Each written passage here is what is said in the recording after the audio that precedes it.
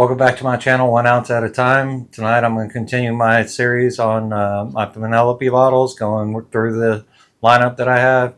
Tonight's going to be Penelope barrel strength. This one is a private select. This was a pick by one of my favorite liquor stores in Austin, Texas. This is Deb's Liquors pick. This one comes in at 119 proof. Tried this at their store when I first bought this bottle, and it was fantastic back then, and I'm really looking forward to cracking this one open and seeing if it's as good as I remember it. The mash bill on this one is 10% corn, 60 bourbon, 60% rye bourbon, and 30% wheat bourbon. So it's a blend of different bourbons.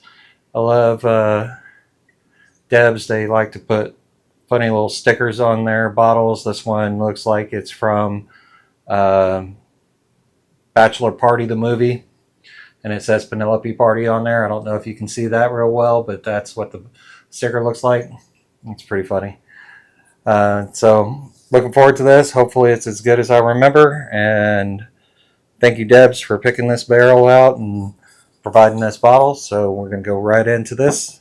Once again, I'm going to be grading this on my 50-point scale. 10 points for color, 10 points for nose, 10 points for palate, 10 points for finish, and 10 points for uniqueness, for a total of 50 points.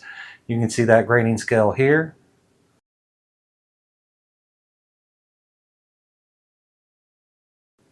But let's get right into this one. Another good cork pop.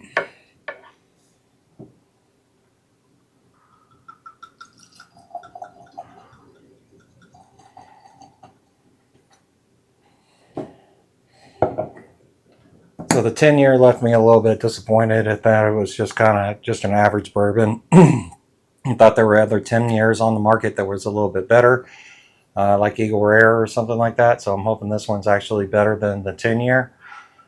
It's got a pretty decent amber color. I wouldn't say that's too deep or dark, but it does have some legs on the glass.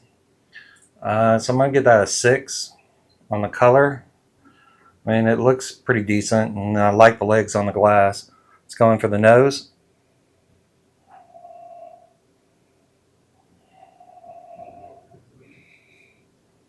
Nose is very rye forward, given the mash bill of the blend. I'm not surprised by that, considering that 60% of this blend is a rye, and only 10% is corn, and the other one's wheat. Getting a lot of the rye spice coming through. Some rye notes on there. Some of the spearmints. Not picking up a black tea note, but definitely picking up a spearmint note on the nose. I'd say that nose is about a 5. It's pretty decent, but I wouldn't go above a 5 on that. It's going for the palate.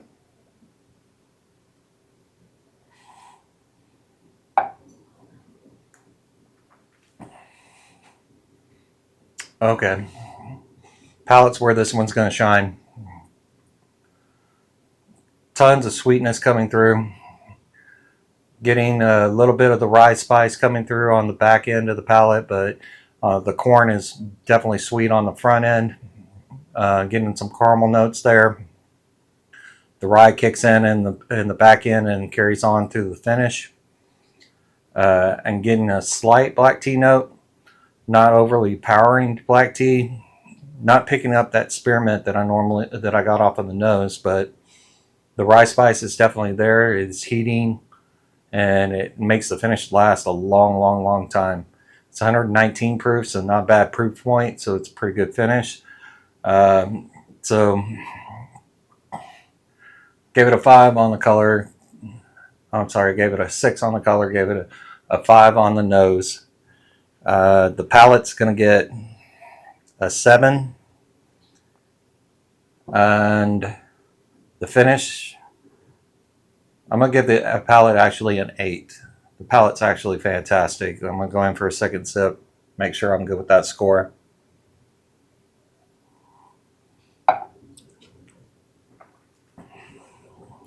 Yeah, I'm going to give that palate an 8. That's a fantastic palate. everything I look for in a bourbon and complexity and everything else like that. Yeah, it's going to get an 8. And the finish is long and lasting. It's also going to get an 8. So looking at 27 points so far. Uniqueness. I'd say this stands out a little bit. It is a single barrel. It is a barrel pick, so it's going to be standing out a little bit more.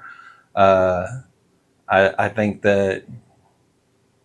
that's not a bad thing that it's a single barrel. That makes it a little bit more unique. But I'll give it a 7 for the uniqueness. So we're looking at 34 points out of 50. This one's good. This one's decent. I like this one a lot. Don't think it's much higher than 34 points because I feel like there is some areas that it could have added more complexity in there. That corn sweetness only adds a little bit of sweetness up front.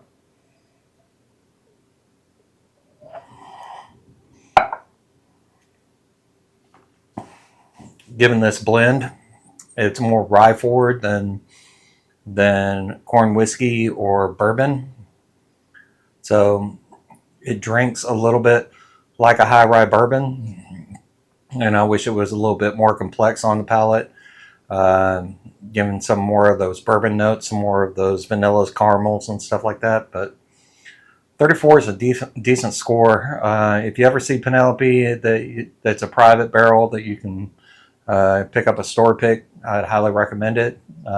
Most of the store picks I've had from other distilleries, including Penelope, are fantastic. So highly recommend you pick up a store pick if you like different types of bourbons that have different flavors, different flavor profiles.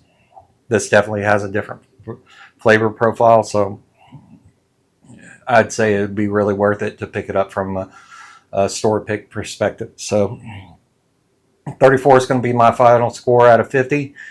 If you like the video, please give it a like, a follow, and a comment. If you would like early access to these videos, you can get that on my Patreon page.